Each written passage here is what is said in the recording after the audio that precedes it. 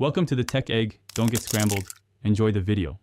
You already have the essentials: a Google account and a working microphone and camera.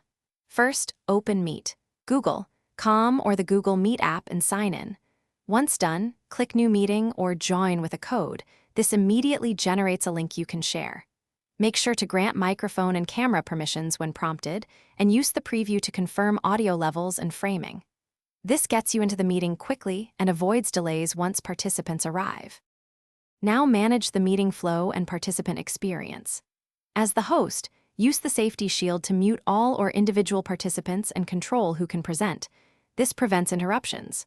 When presenting, click Present Now and choose your window, tab, or full screen. Select Tab with audio for video playback.